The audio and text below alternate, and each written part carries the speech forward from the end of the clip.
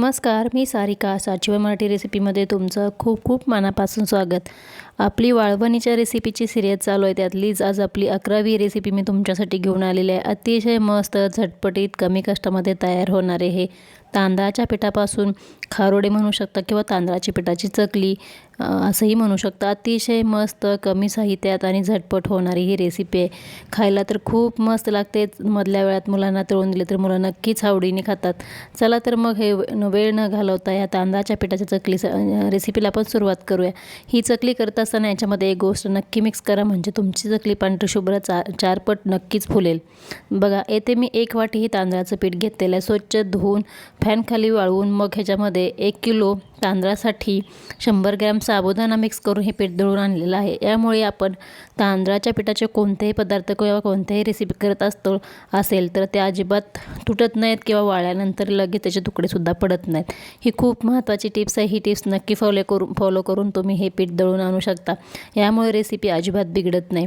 बघा, येथे 1 वाटीने मी हे पीठ घेतलेलं आहे. कोणतेही रेसिपी करत असताना ते मोजून साहित्य घेतलं तर आपली रेसिपी अजिबात बिघडत नाही. यासाठी तुम्ही कोणतीही वाटी, ग्लास किंवा कोणतेही भांडं घेऊ शकता. यासाठी मी येथे 1 वाटी तांदळाचं पीठ स्वच्छ चाळून घेतलेलं आहे आणि जाड पातेलं, कढई तुम्ही घेऊ शकता. इथे मी एक जाडबुडाची कढई घेतलेली आहे. याच्यामध्ये 1 वाटी तांदळाच्या पिठासाठी 2 वाटी पाणी घालून घ्यायचं. याच्यामध्ये 2 वाट्या पाणी घातल्यामुळे हे पाणी अगदी बरोबर आहे. याच्यामध्ये जास्त कमी किंवा जास्तसुद्धा करावे लागत नाही.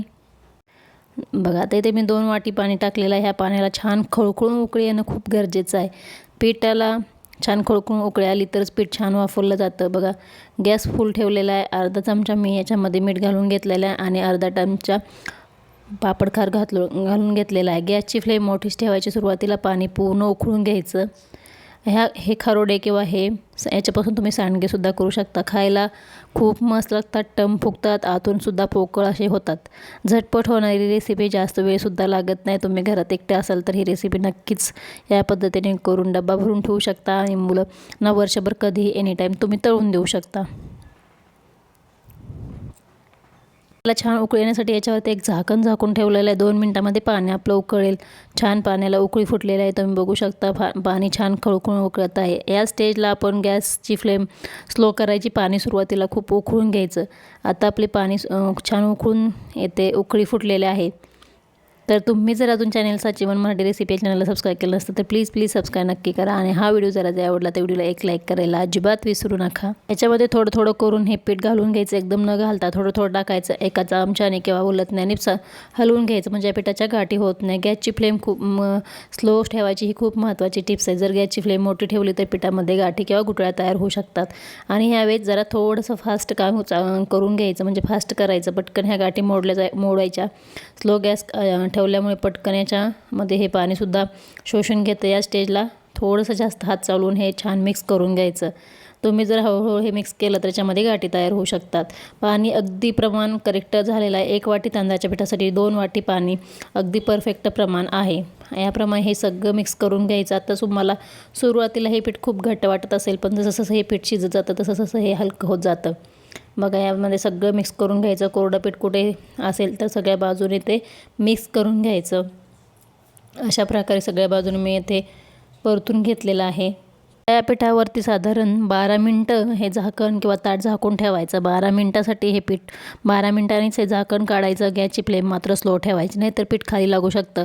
करेक्ट 12 मिनटाने हे पीठ अगदी परफेक्ट असं वापरलं जातं. अजिबात तुकडे पडत नाहीत. आणि विशेष म्हणजे आपण तांदूळ स्वच्छ धुवून आणले आहेत आणि त्याच्यामध्ये साबुदाणा 100 ग्रॅम ॲड केल्यामुळे हे चकली किंवा तांदळाचे पापड कोणतेच बिघडत नाहीत किंवा तुकडेसुद्धा पडत नाहीत. कारण साबुदाणा हा चिकट असतो. हे खूप महत्त्वाची टिप्स आहे. तुम्ही जर यावर्षी तांदळाचे कोणतेही रेसिपी करणार असाल किंवा कोणते पदार्थ बनवणार असाल तर तांदूळ स्वच्छ धुवून घेतले तरीसुद्धा त्यातला चिकटपणा कमी होतो. पण आपण साबुदाणा मिक्स केल्यामुळे ते पापड तुटत नाहीत. ही खूप महत्त्वाची टिप्स आहे. आता ह्याच्यावरती झाकण झाकले. 12 मिनटं झालेले आहे. 12 मिनटामध्ये 2 वेळा तर हे पीठ खालचं वरचं खाली करून परतून घ्यायचं, तरच हे पीठ छान वापरलं जातं. बघा, ते मी 12 मिनटानंतर झाकण काढलेलं आहे. छान पीठ वापरलेलं आहे. याला थोडीशी शाईनसुद्धा आलेली आहे. पाण्याचा हात घ्यायचा. थोडंसं हात पाण्यामध्ये बुडवून हे पीठ याप्रमाणे बघायचं. अगदी सॉफ्ट गोळी तयार झाली तर समजायचं की हे पीठ अगदी करेक्ट तयार झालेलं आहे. अशा प्रकारे मऊसूद हे पीठ येथे तयार झालेलं आहे. आता आपण पुढे ची कृती करून घेऊया।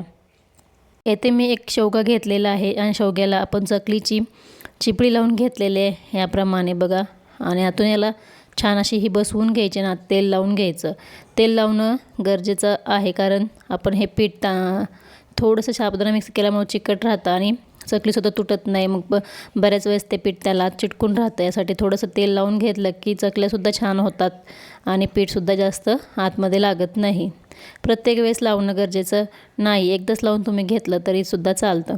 अशा प्रकारे शेवगाला छान आतनं तेल लावून मी ते घेतलेलं आहे, बघू शकता तुम्ही।